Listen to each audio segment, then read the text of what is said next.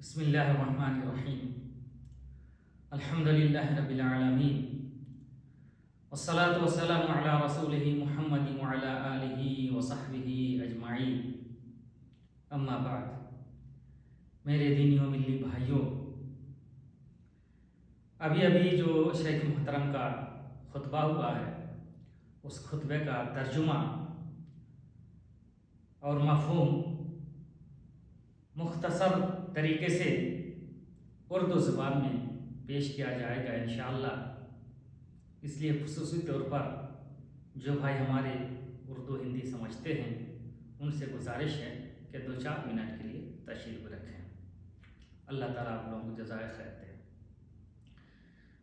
میرے بھائیوں، یہ دنیا آزمائش کی جگہ ہے۔ یہ دنیا ہمیشہ رہنے اور بسنے کی جگہ نہیں ہے۔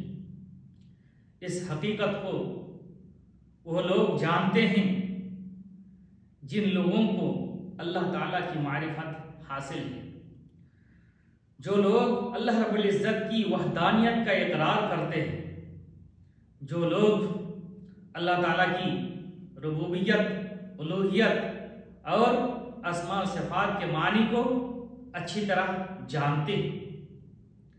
میرے بھائیوں، جن لوگوں کو اللہ تعالیٰ کی معرفت حاصل ہے ان لوگوں نے ایک عظیم مقولہ کہا ہے۔ وہ اس وجہ سے کہا ہے کہ اللہ رب العزت کی جو معرفت انہیں حاصل ہے اور اس معرفت کی بنیاد پر جو لذت اور سعادت ان کو حاصل ہے، اسی بنیاد پر ان لوگوں نے یہ عظیم مقولہ کہا ہے۔ وہ مقولہ یہ ہے: نحن فی لذہ لو علم الملوک وابناء الملوک ما نحن فیہ لجالدونا علیہ بالسیوف۔ جس کا مطلب یہ ہے، وہ لوگ یہ کہہ رہے ہیں کہ ہم لوگ ایک عظیم لذت اور عظیم سعادت میں ہیں۔ ہم لوگوں کو عظیم لذت اور عظیم سعادت حاصل ہے۔ اگر بادشاہوں کو اور ان کی اولاد کو یہ لذت اور یہ سعادت کے بارے میں علم ہو جائے تو وہ لوگ ہم لوگوں پر وار کر بیٹھیں گے تلوار سے۔ میرے بھائیوں، یہ جو لذت ہے، یہ جو سعادت ہے،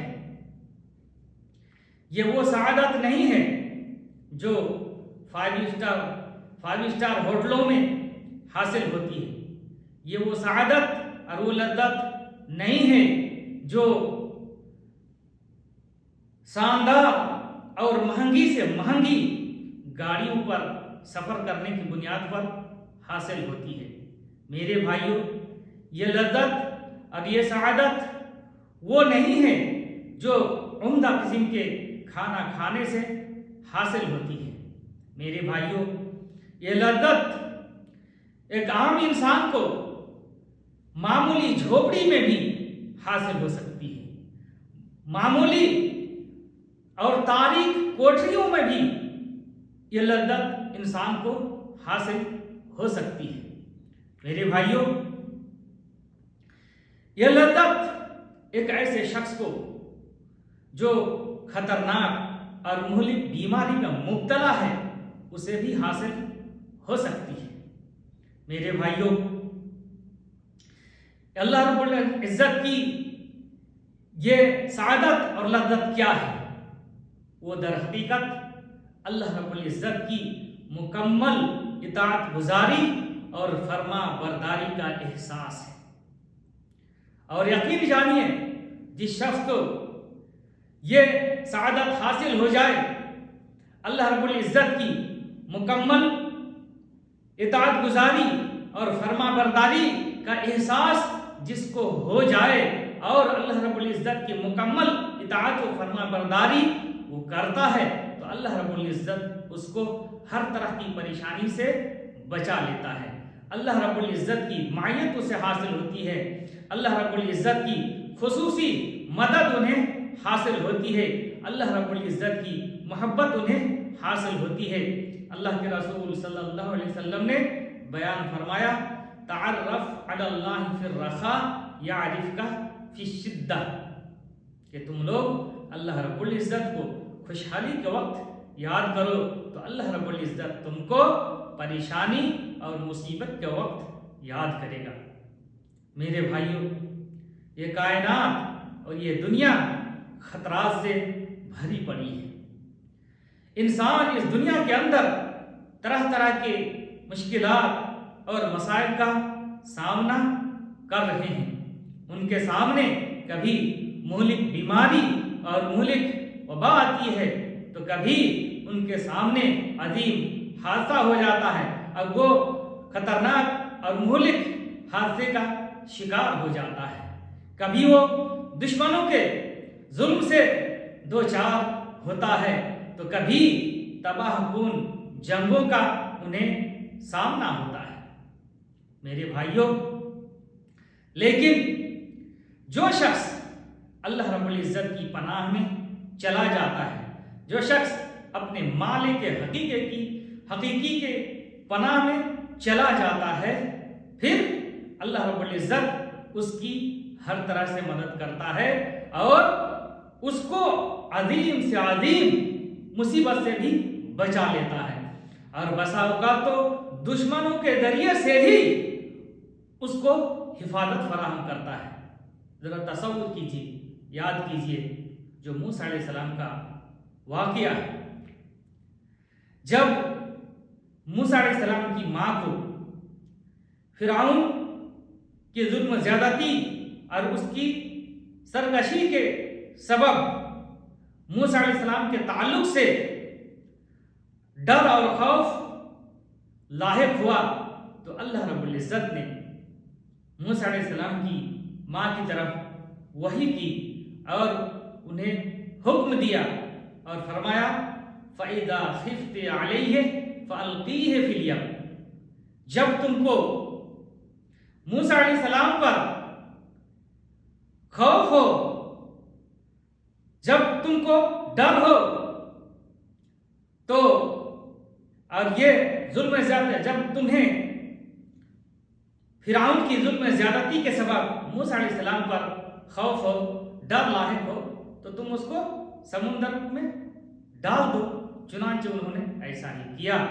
اللہ رب العزت کی فرما برداری کرتے ہوئے موسیٰ علیہ السلام کو سمندر میں ڈال دیا۔ اس کے بعد لمبی کہانی ہے، اور بالآخر فرعون کے لوگوں نے ہی موسیٰ علیہ السلام، جو ایک بچہ تھا جو سمندر میں تیر رہا تھا، فرعون کے لوگوں نے ہی اس کو سمندر سے نکالا، اور